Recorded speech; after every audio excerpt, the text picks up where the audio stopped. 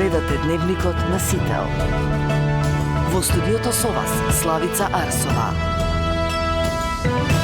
Добро вечер и добре дојдовте. На почеток на Дневникот ги гледаме настаните на денот. Полицијата поднесува кривични пријави за насилството во аеродром. Ќе одговараат и децата, но и нивните родители. Но очигледно дека она кое што го работи Министерството за внатрешни работи не е доволно, односно понатаму треба да постапи во овој предмет јавното обвинителство и судот. Власта и опозицијата стојат на црвените линии за изборниот законник. Мицкоски не отстапува од електронското гласање на диаспората, опозицијата обвинува за план за грабеж. ДНК трагетија од исоците на парите се на судијата Ѓоко Ристов, потврдија форензичари на МВР. Судијата 7 месеци по приведувањето прима плата и ужива судиски статус.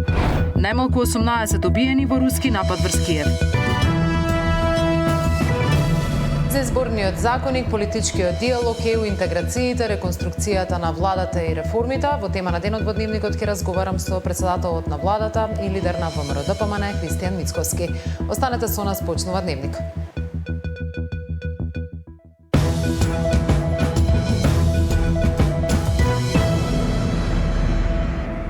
Кривични пријави за двете деца и нивните родители за инцидентот во Скопски аеродром во кој беше физички малтретирано 12-годишно девојче. МВР побара од обвинителството и судот да преземаат мерки за санкционирање за да се сопре трендот на врсничко насилство. Ова не е прв случај кој го вклучува алармот, но засега врсничкото насилство се третира повеќе со зборови и најави, а помалку со конкретни чекори.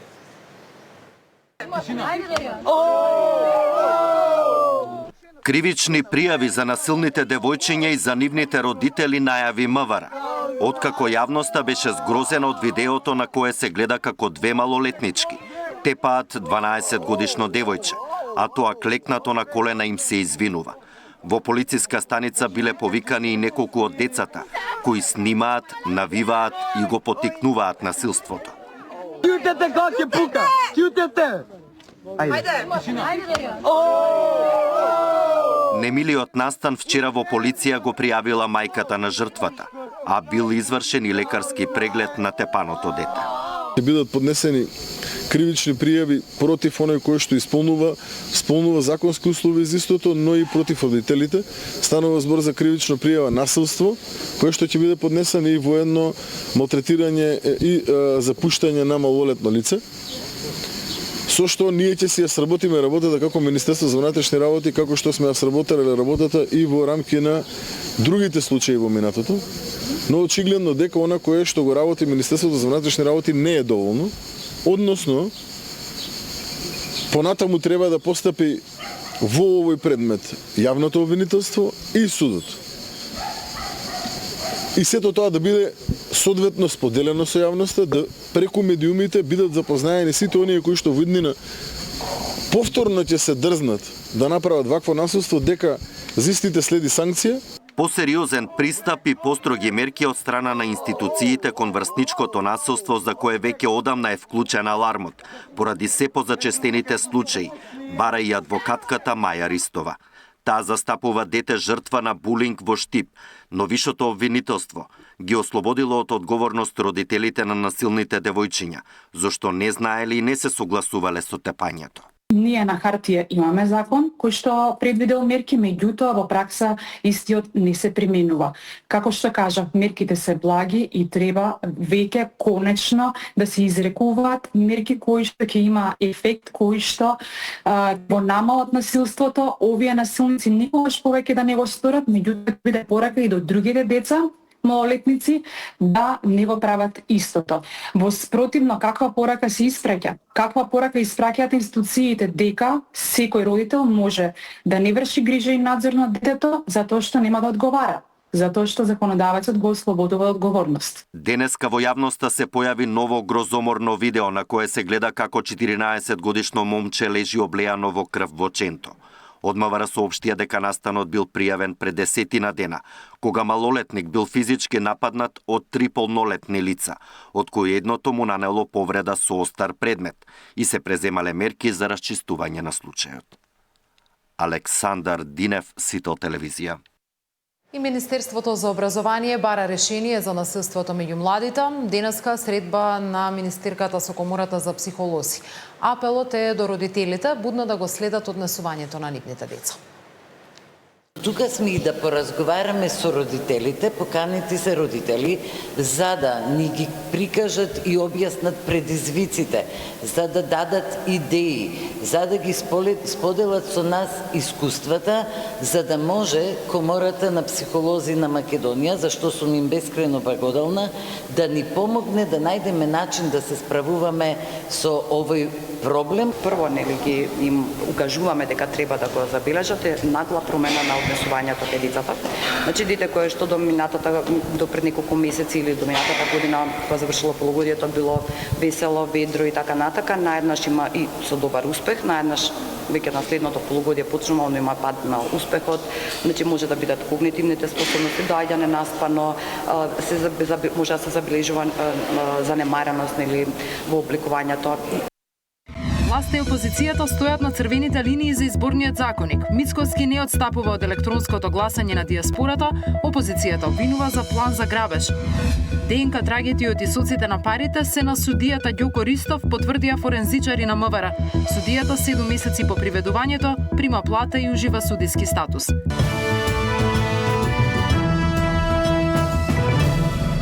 Ниту предлагачите, ниту оние кои го блокираат изборниот законик, новиот документ кој е во собранието, не отстапуваат од своите црвени линии во однос на изборниот законик. Премиерот и денеска со повик до опозицијата да ја тргне блокадата, вели подготвен е да ги прифати сите нивни барања, освен оние кои се однесуваат на електронското гласање на диаспората. Од СДСМ пак повторно обвинувања дека се работи за обид за иден изборен грабеж. Нов повик на премиерот Мицкоски до опозицијата да го одблокира носењето на изборниот законик, кој е дел од реформската агенда поврзана со ЕУ.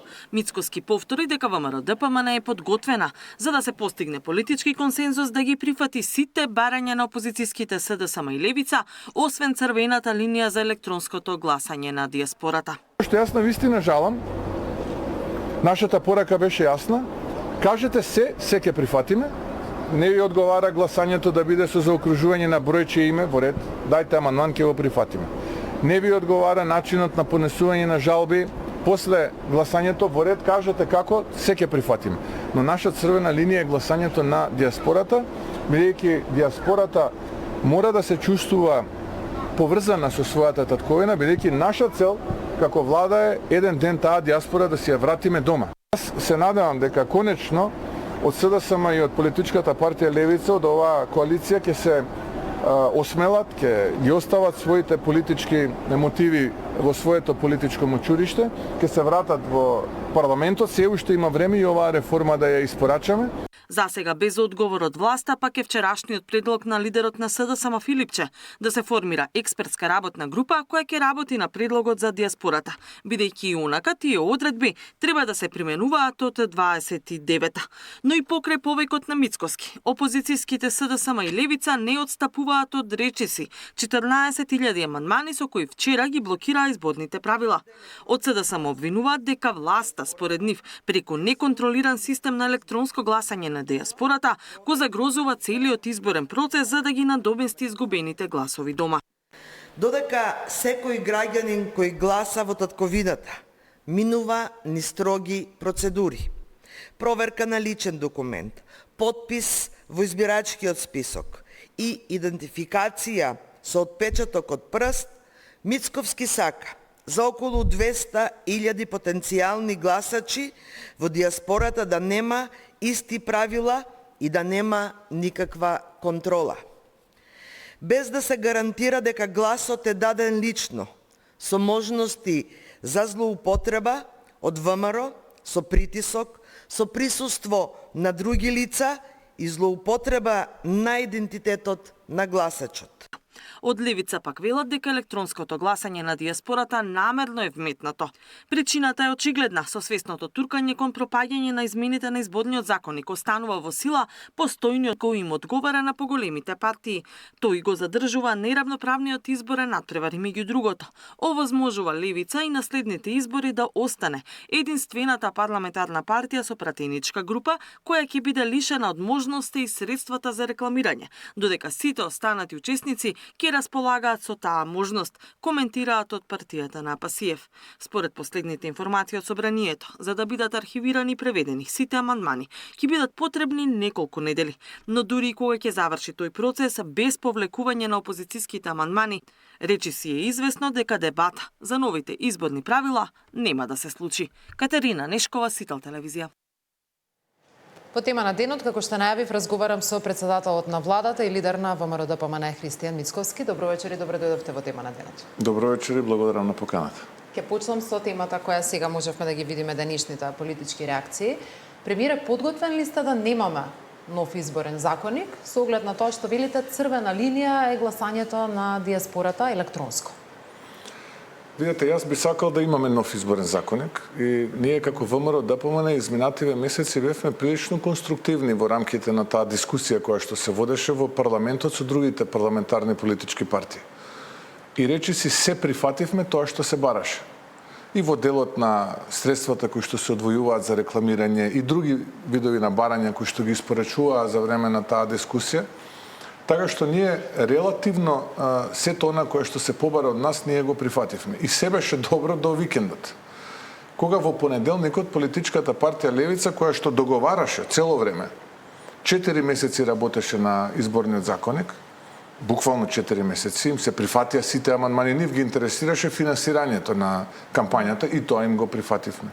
Се што побараа, прифативме. Но тие одлучија во последен момент да кажат: ние нема да се потпишеме на предлогот, вие ве потпишете се, нема да ви правиме филибастеринг, но ќе гласаме воздржани, не сакаме со вас да бидеме јавно на ист документ потпишани, вака накратко кажано. Замислете какво лицемерие. Во позадина работите 4 месеци, дискутирате за тоа што ви е важно, го добивате тоа што ви е важно, а не сакате да се потпишете на документот кој што вие сте го договорили и согласили. И потоа следеше онаа пресконференција на СДСМ, во која што и тие наведоа 3 причини. Едната беше да не се заокружувало само да се заокружувало бројката, а не името, кое што впрочем не е ни барање на ВМРО-ДПМН. Тоа беше барање на друг преговарачки тим, ние го прифативме. Но еве рековме ќе прифатиме, добро, во ред, каков сакате амандман доставете и тој ќе го прифатиме.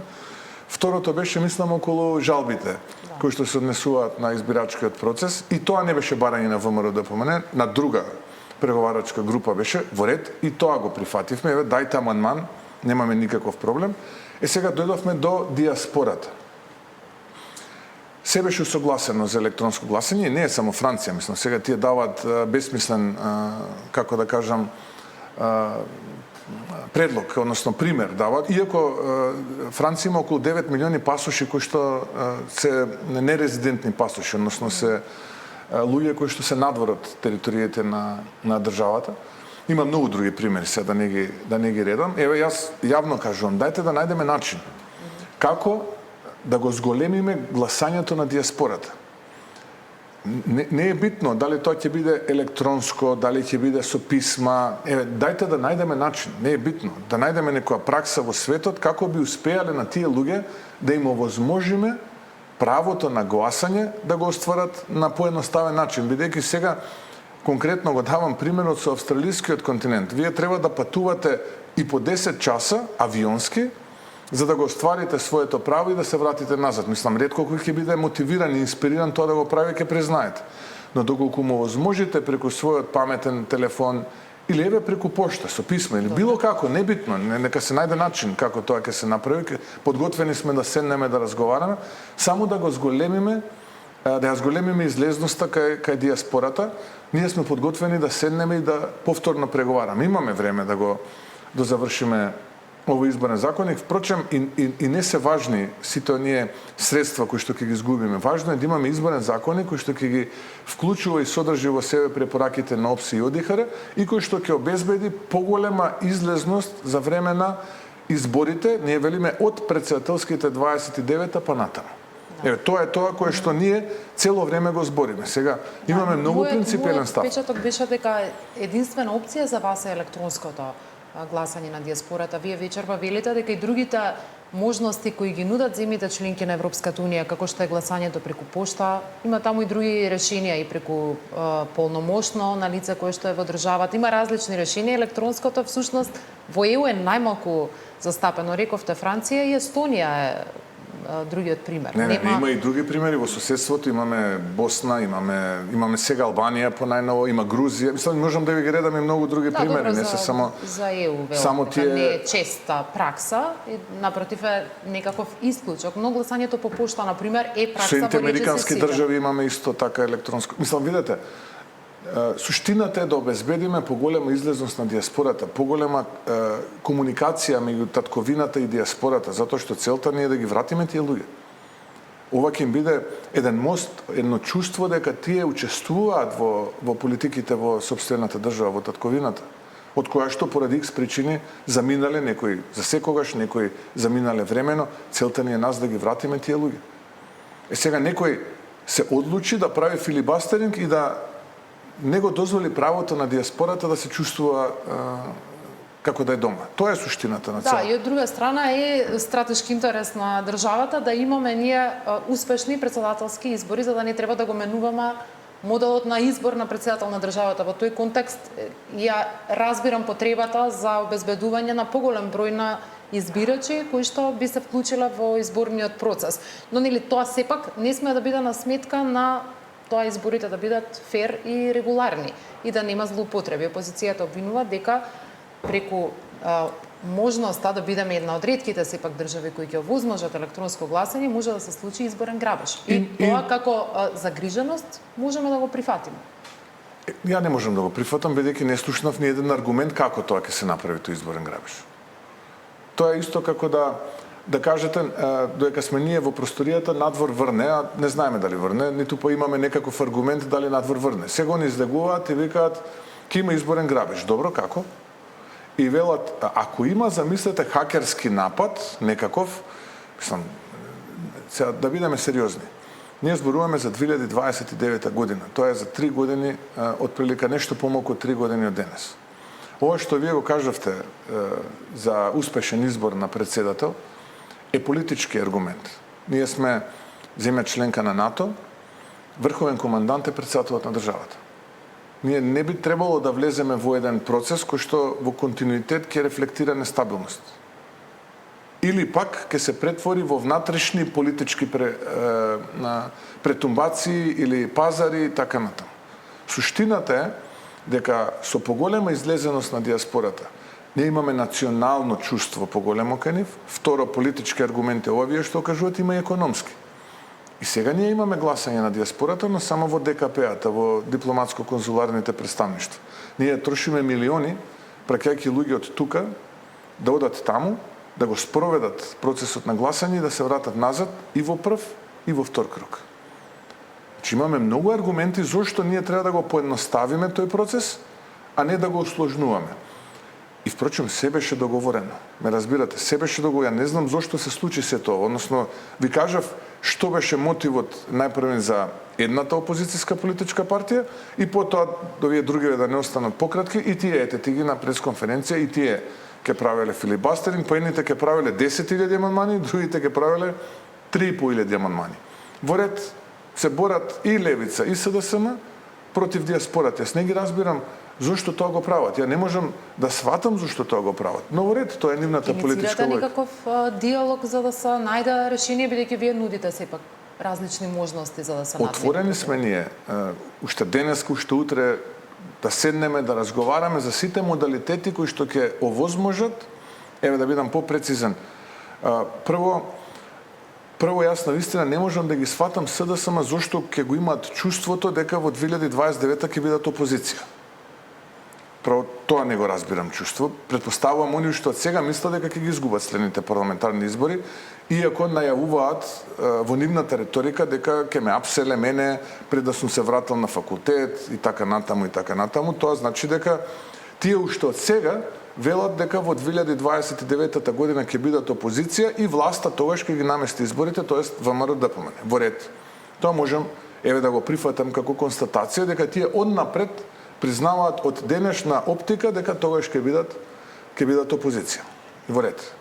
Јас тој губитнички менталитет не го разбирам, но ете тие го имаат тој губитнички менталитет. Но мојата никој не треба да има можност да ги намести изборите. И принципилно е сите ние да сакаме изборите да бидат. Да, ама логиката е дека не може да се наместат, а оној кој што денеска зборува за наместени избори на кои што ќе биде жртва е денешната опозиција. Тоа значи дека и тогаш они сметат дека ќе бидат опозиција, па власта е таа која што ги организира изборите заедно со Државната изборна комисија и логиката е дека тие и тогаш ќе бидат опозиција. Во ред. Тие така мислат, тоа е нивна работа. Но наша е како власт, како што беа локалните избори, ние ако ги гледате локалните избори, вие ќе видите дека ние имавме скандинавски локални избори. По бројот на приговорите на избирачкиот процес, вие ќе видите дека имавме ние апсолутно скандинавски локални избори во кои што помина и кампањата, и самиот процес и во првиот и во вториот круг на гласање навистина мирно. Ке ми дозволите, споменавте вчера, негиравте практично на теза која беше пласирана од опозицијата дека оваа измена која правите на изборниот законник во делот на гласањето на диаспората всушност е ваш личен ќе имате личен бенефит доколку бидете председателски кандидат во 2029. Вчера го негиравте тоа, велите немате такви амбиции, би сакала да појасните, бидејќи еднаш веќе рековте дека не планирате промена на партискиот статут и дека нема да барате повторен избор за лидер на ВМРО-ДПМН. Ако не сте лидер на ВМРО-ДПМН во 2029 и не сте председателски кандидат, значи ли тоа целосно повлекување од политиката и враќање на катедрата и студентите, како што споменувате повеќе пати во повеќе интервјуа? Па јас тоа го кажав и вчера дека кога ќе завршам со овој дел од мојот живот како претседател на владата, дека ќе се вратам на факултет кај студентите. Јас никогаш не кажав кога тоа ќе се случи. Дали ќе се случи за година, за 5, за 10 и така натаму. Ќе треба овие кои што се уплашени од мене, кои што континуирано гледам ни предскажуваат некаков крај, да се потрудат малку повеќе, за да тоа трае пократко. А јас пак од друга страна ќе се потрудам малку повеќе за да тоа трае подолго. Што подразбира тоа? Тоа подразбира дека планирам убедливо како председател на ВМРО-ДПМН да предводам кон уште една огромна парламентарна победа во која што задоволен би бил доколку успееме на тие избори да го подобриме резултатот од тој кој што го имавме пред повеќе од 2 години. Имам уште многу работи да направам и за граѓаните и за државата, бидејќи од оваа улога можам точно да видам што е она кое што погрешно било направено изминативе децении, кое што граѓаните заслужуваат да биде подобро. Мотивиран сум како никогаш, работам како никогаш повеќе во мојот живот, се обидувам да помогнам на секој еден кој што нормално можем да помогнам. Јас не сум чудотворец и не можам апсолутно на сите да помогнам и да правам чуда, но во рамките на моите можности секогаш се трудам да помогнам. И нормално, она кое што од мене го очекуваат граѓаните е да ја спроведам правдата во рамките на моите ингеренции како председател на владата. Така што, ево уште еднаш потврдувам дека немам амбиција да бидам председателски кандидат. Мојот мандат како председател на ВМРО-ДПМН завршува во 2029 година, бидејќи тој е мој трет последователен мандат, согласно статутот тој е максимален, а како председател на владата имам уште многу што да дадам, бидејќи сум мотивиран како никогаш до сега. Направи ли некаква промена во атмосферата во ВМРО-ДПМН е вашата најава дека ќе се повлечете од оваа функција по завршувањето на вашиот трет мандат? Создаде ли тоа, вие сакавте да создаде, така рековте, некаков надпреварувачки дух, но дали е тоа конструктивно или деструктивно? Знаете, после конгресот јас се вклучив во еден процес на озбилна реконструкција во рамките на партиската структура.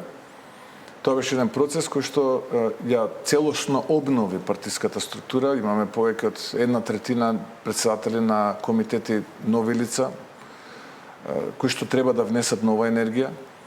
Ги избравме претседателите на Унијата на жени, Унијата на млади сили, Патриотскиот институт, не остана уште Унијата на ветерани, треба да се спроведе процесот на интервјуа и тука да се заокружи тој процес. Делумно се избрани на партиските комисии, составите на општинските комитети, наследниот извршен комитет, целосно ќе го затвориме овој процес, кој што очекувам да се случи кон крајот на јули месец, и исто така бев посветен на процесот на реконструкција на владата, значи неколку месечна сериозна работа покрај државните активности и обврски кои што ги имав. Морам да признам дека тоа беше процес кој што бараше многу нови одлуки, би рекол одлуки кои што ќе се темелат на многу информации, не беше лесен и едноставен тој процес, но ценам дека сега со оваа нова енергија ќе бидеме уште посилни.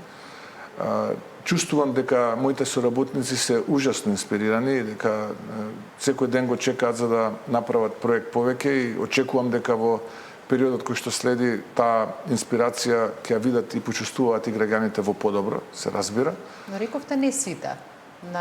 Во ваш еден од последните говори кој го имавте, рековте дека делот функционерите им станала помила фотелјата и приватните патувања отколку посетите на селата и на градовите и средбите со граѓаните. Може ли да ги идентификуваме овие ваши соработници во оние министри кои беа реконструирани? Јас за мерките ги кажувам во очи при тет-а-тет разговор и мислам дека тоа е начинот на кој што треба да се комуницира со соработниците. ВМРО-ДПМН го гледам како едно семејство. Коалицијата владина ја гледам како едно семејство и сето она кое што мислам дека може да биде подобро, го разговарам со моите соработници, се разбира, секогаш треба да ги слушнете и нивните аргументи. Не значи дека вашите аргументи се секогаш точни. Така што ние разговараме и на крај завршуваме со заеднички став. Се разбира дека никогаш јавно нема да зборувам за тоа за кое што мислам дека може да биде подобро, но јавно ќе зборувам дека може да биде подобро, можем јас да бидам подобар, сите ние можеме да бидеме подобри, бидејќи тоа е суштината кога работите, да се трудите да бидете секој ден подобар од претходниот. Тие забелешки кои што јас ги имам на одредени мои соработници или кои што ги имав, јас во тет-а-тет разговор им ги пренесов и очекувам да видам резултати во периодот кој што следува, така што ајде да почекаме.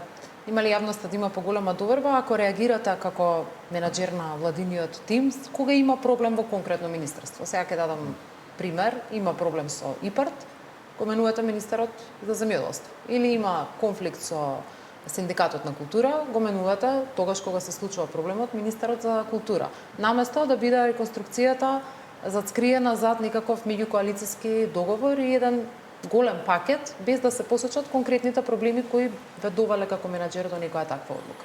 Реконструкцијата не треба секогаш да се поврзува со таков тип на проблеми, бидејќи тоа кое што го прави оваа влада изминативе 2 години, споредено со било која влада во минатото, е менаџирање со процесите во државата без поголеми скандали, афери или договори кои што се правени позади завеса на сметка на националните и државни интереси, односно на сметка на идентитетските интереси на граѓаните. Или пак, таа реконструкција може да биде поради редефинирање на приоритетите. Повторно ќе кажам, јас сите забелешки кои што ги имам, сум ги кажал во 4 очи. И тој принцип на работа ќе го задржам, затоа што нашата работа не треба да се претвори во естрада. Политичарот треба да води, а не да биде воден. Може ли се и нови промени така што, во составот? Само да завршам поентата, така што јас се слушам јавноста, гласот на јавноста ми е многу значаен, но одлуките се трудам да ги носам врз принципот треба да водам, а не да бидам воден. Лидер е оној кој што вели по мене, а не е лидер оној кој што вели напред. Така што ова е мојата филозофија во политиката. Има ли, може ли да се очекува и дополнителна промена во тимот, со оглед на тоа што партијата, Демократската партија на турците не го доби во овој момент местото во владата, министер без ресор, која го најавивте. Предпоставувам дека калкулацијата да не се оди на целосен избор на нов владен кабинет, затоа што 8 правите промени и да не бидат 9. Токму така, во право сте. Тоа ќе биде единствената идна промена која што многу брзо ќе се случи. Која ќе направите. Добро, по 2 години во владата, која е најголемата испорачана промена според вас за граѓаните, не како на партиска пресконференција или како бројка која вие спореле со опозицијата, туку каде мислите дека најмногу граѓаните го почувствува вашето владење во својот паричник, кога ќе одат на лекар, во училишните клупи, каде мислите дека е најголемата? Ајде вака ќе почнеме од ова што вие го почнавте во својот паричник. Во овие 2 години просечната плата е зголемена за 8.000 денари. Дали е тоа доволно? Не е. Но имајќи предвид од каде почнавме, мислам дека е повеќе од доволно. Ја зголемивме просечната пензија за 7.000 денари. Дали е тоа доволно? Не е. Но ако се има предвид дека просечната пензија беше некои 14-15.000 денари пред ова влада да биде влада, за 2 години мислам да ја зголемите 40-45% е значаен параметар. Ако претходно, конкретно за економските параметри, просечниот раст беше 1,8% годишно, сега е 3,5%, двојна на бруто домашниот производ. Ајде во образованието, бидејќи немаме доволно време, можам да ви редам многу примери.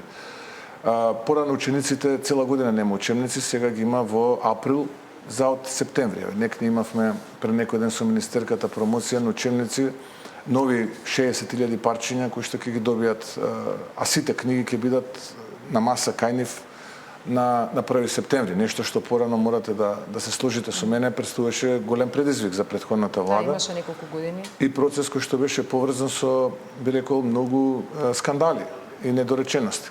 Сакате во патната инфраструктура. 6 автопати. За некој месец од денеска ќе почнат да се градат. Во понеделник го потпишуваме договорот за изградба на Блаце Скопје, конечно автопат кој што го чекаат граѓаните со децени, кој што го доби македонска компанија, а многу наскоро ќе биде завршен процесот и на Букојчане Кичево, а до година ова време веќе треба да го користиме автопатот Кичево Охрид. Исто така, до година ова време очекувам првите 10 километри од автопатот Прилеп Битола да бидат пуштени во двете насоки и во Полнек да биде изработката на изградбата на автопатот Тетово Гостивар Букојчани. Така што за прв пат сега се случува да ние имаме во еден момент 6 автопатски делници кои што се работат. Можам да ви редам уште многу проекти. Еве, на пример, 24-та 16.000 тони, 16 милиони килограми, 16.000 тони тутун, 25-та 26 милиони килограми тутун. Сакате да зборуваме за земјоделието во било кој поглед. Еве, на гројзето 2024 година 70 на милиони килограми, 2025 година 120-130 милиони килограми. Празни акумулации август 2024 8%, денеска се 80%. 3 неисплатени плати во национални шуми, 3 неисплатени плати во водостопанство, денеска се исплаќа се поред. И можам да ви редам уште многу вакви проекти. Една од клучните критики на ваша адреса за испорачаното во овие 2 години е тоа што не успевате да најдете решение за блокираните евроинтеграции, нешто што е фрустрација на државата да не може да се движи барем со брзината со која се движат последните земји од регионот кои треба да се интегрираат во Европската унија. Бугарскиот ваш колега Радев веќе одби да разговара, да се сретнете и да дебатирате околу можни решенија, што до некаде е разбирливо, знаејќи дека за Бугарија ова е затворено прашање и нема интерес да го репреговара. Која е вашата стратегија за следните 2 години, бидејќи велите повеќе пати дека лошо е толкуван цитатот дека ќе чекате децении, но колку сте подготвени да чекате или каде се движите во поглед на евроинтеграција? Јас не реков дека е лошо толку, него реков се пред текстот се заборава да се каже, се дава контекстот само на крајот на тоа што јас го кажав во мојата изјава. Јас пак мислам спротивно од вас. Јас пак мислам дека фрустрацијата кај граѓаните е голема поради понижувањата кои што ги доживеа изминативе години, би рекол децени, националните отстапки кои што ги направија, да не речам предавства, бидејќи некој ќе се почувствува навреден, а при тоа не добивме ништо. При тоа не добивме ништо, иако нас политичарите во минатото ни ветуваа чуда. Ни ветуваа дека ако промениме знаме, ако промениме устав, промениме име или не знам што све прифатиме, не знам, ќе имаме европско здравство, поквалитетно образование. Добивме членство во НАТО. Ама не беше, ако се вратиме назад, не беше тоа единственото ветување. Не беше тоа ветувањето. Ветувањето беше, лично сум сведок на тие процеси, веднаш членство во НАТО, почнување на преговори со Европска унија, бидејќи сме најдалеку во процесот за 4-5 години и полноправно членство. Тие 4-5 години завршија пред 2-3 години, а ние сме уште онаму каде што бевме пред 21 година, истото место. А при тоа изгубивме многу атрибути. Јас мислам дека повеќе тоа ги фрустрира граѓаните, што за жал делот политичките водства биле лековерни, па можам да кажам и наивни, верувале на се и сме сега доведени во оваа ситуација во која што сме, која што е прилично сложена. Јас не велам дека не ја разбирам сложеноста, но ќе се бориме. Нема да очекуваме. Ќе се бориме, ќе испорачуваме реформи, ќе испорачуваме реформска агенда, тоа што се бара од нас, ќе ги решаваме домашните проблеми. Тоа е она кое што јас можам да го ветам. Жилава борба и безкомпромисна борба во насока на подобрување на животот на граѓаните, истовремено и зачување на националните интереси. Тоа преку ноќ нема да се случи. Не можете вие за година-две да решите нешто кое што со децении е уништувано. Ниту пак некога сум го ветувал тоа. Сетете се на митинзите во предизборната кампања, во било која. Свесни бевме што не чека. И точно знаевме во какви проблеми ќе влезаме, иако потоа бевме изненадени во негативна смисла. Добро, но сега имате еден наратив дека има подобро решение од тоа кое што во моментот е на маса. По 2 години ние се уште не го гледаме. Не, може дека треба и повеќе време. Никој не вели дека за 2 години. Јас не сум секундант за да ви кажам дека ќе биде тоа за 1 година од денес, или за 2, или за 5, или никогаш. Не знам. Но можам да ви ветам дека ќе се борам со сета сила која што ја имам и јас и луѓето околу мене. Дали е сменета перцепцијата за прашањето, тоа мора да се сложите дека е. Затоа што ако пред 2-3 години ни велеа тоа ви е на маса и завршена е приказната, сега веќе дел од високи европски политичари велат, чекајте луѓе, дајте да размислиме за гаранција. Дајте да видиме некаков поинаков пристап да имаме околу ова прашање. Дајте да видиме на Македонија да го прошириме буџетот со топ-ап. Еве, последните пораки од Брисел, лично од председателката фон дер Лајен вели дека ние сме во друштвото на овие кои што се добри, односно кои што испорачуваат реформи. Дајте на овие да им дадеме топ-ап, односно да им дадеме повеќе средства, да испорачат повеќе реформи. Тоа е она кое што можам да го ветам и тоа го правиме. И тоа ќе продолжиме да го правиме. Но не можам да ветам дека ќе влезам во промена на устав, која што некој друг ја прифатил, без тоа да имам јасна гаранција дека тоа ќе е последното и без јасно да ја видам целта. Тоа не можам да си го дозволам, бидејќи едноставно оваа генерација политичари должи малку повеќе борба од тоа што претходно некој го распродаваше. Јас не сум влезен во политиката за да бидам статист или епизодист. Во политиката влегов за да ги менувам работите и да ги штитам интересите на граѓаните и да се борам за македонскиот национален идентитет, тоа кое што можам да го одбранам, а тоа кое што е изгубено да се обидам да го повратам. И така ќе функционирам. Тоа е мојата филозофија. Дали на некој тоа ќе му се допадне или не, на крајот од денот ќе дојдат избори, граѓаните ќе си окажат тоа на изборите. Но ова е мојата филозофија и ова е мојата политика. Во делот ќе се вратам онаму каде што вие дискутиравте со моето прашање на фрустрациите. Речиси да нема во анкетите човек кој рекол дека сака да се исели од државата поради овие прашања. Најчесто се тоа или економски причини или проблеми во функционирањето на системот. Промени кои не се случувале со години наназад и како резултат на кои ние имаме слаби резултати во образованието. Од аспект на меѓународни тестирања PISA нашите ученици немаат добри резултати. Вие го знаете образовниот систем добро. Здравството ни е таму каде што е и такво какво што е. Животната средина, загадениот воздух, тоа се теми и прашања кои граѓаните ги посочуваат како фрустрации. Сите тие прашања не велам дека немате во програмите и делумно нешто не се реализирало, но ќе оди многу побрзо доколку е дел од процесот на евроинтеграција, промената и трансформацијата на нашето општество, тоа што ги фрустрира граѓаните. Простете, но и тука имам различен став. Еве ќе ви дадам примери. Јас познавам многу нашинци од диаспората кои што дошле дома и конкретно посетиле стоматолог. Знам доста нашинци од диаспората кои што дошле дома и направиле детален чекап на доктор. Познам многу. Добро, цените на здравствените услуги знаеме какви се надвори тука. Знаете, сега, ако ги гледаме двојните стандарди, ако велиме тоа е причината зашто отидовме, тогаш во ред предпоставуваме дека таму, каде што сте, здравствениот систем ќе ви даде подобри услуги. Зошто се враќаме дома?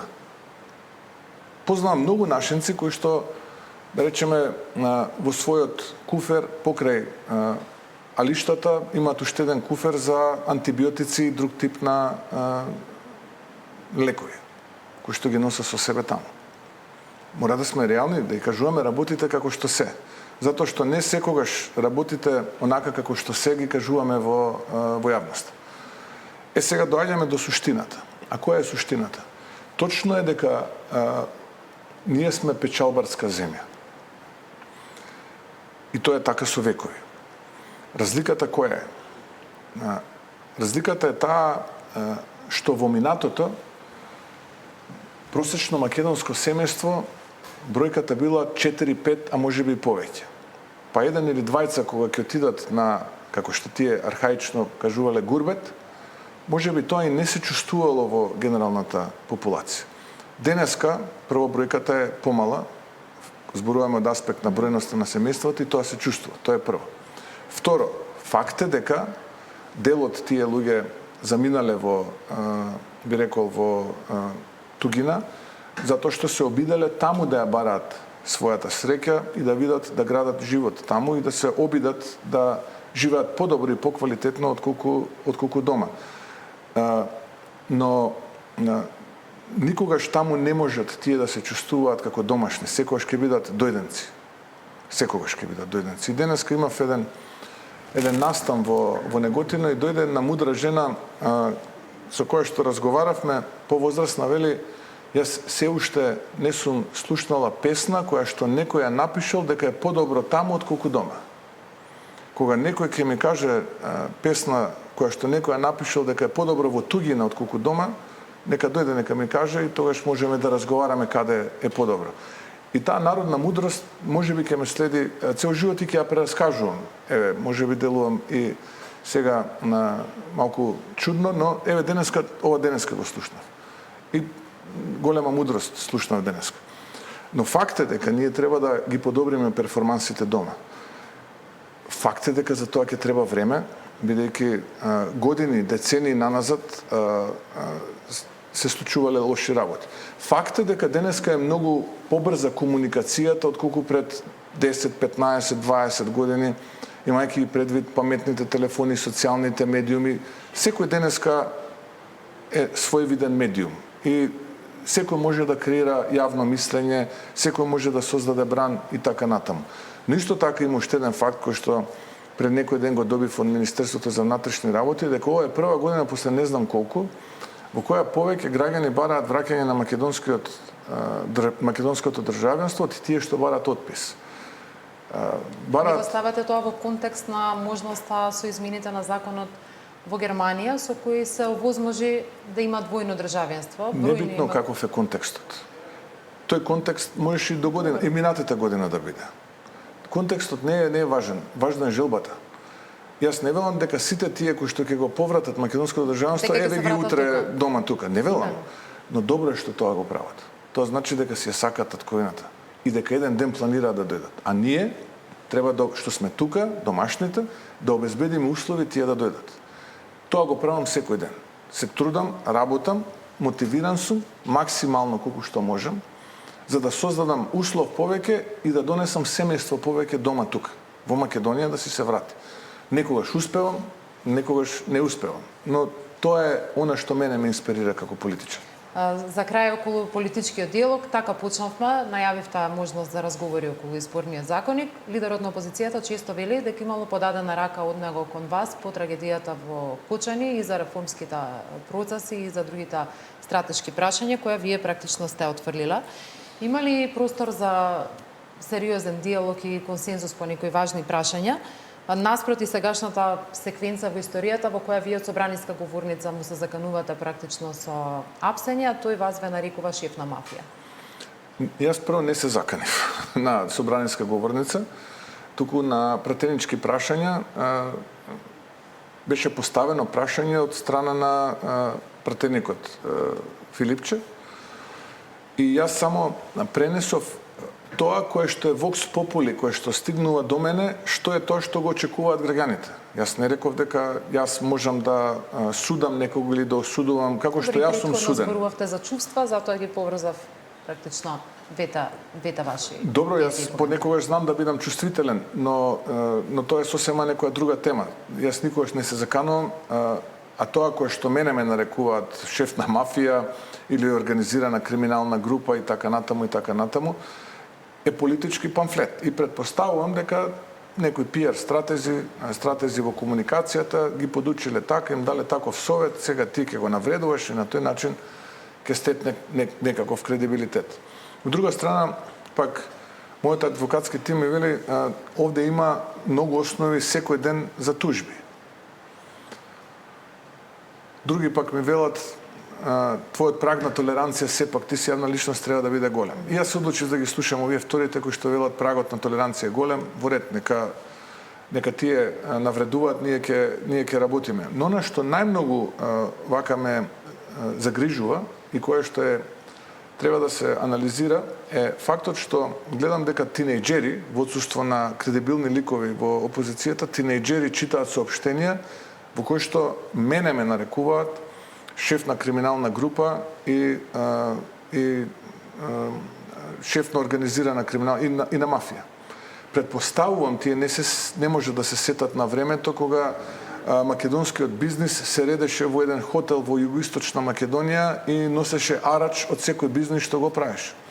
Предпоставувам не се сеќаваат на едно друго владење кога СДСМ беше влада, односно некој друг беше влада, кога сите знаеме што се случуваше, а потоа си донесува закон со што си се амнестира, па сега зборуваат и лажно клеветат. Сепак треба да се има некакво достоинство во политиката и треба да се има некаква граница. Јас оставам секој личните фрустрации и моменти на слабости нека ги стори врз мене. Не е проблем, јас имам голем прак на толеранција, јас ќе се обидувам да го задржам тоа ниво кое што го имам и на тој начин да функционирам во политиката. Христијан Мицковски, во тема на денот ви благодарам премиере за гостувањето. Благодарам на можноста.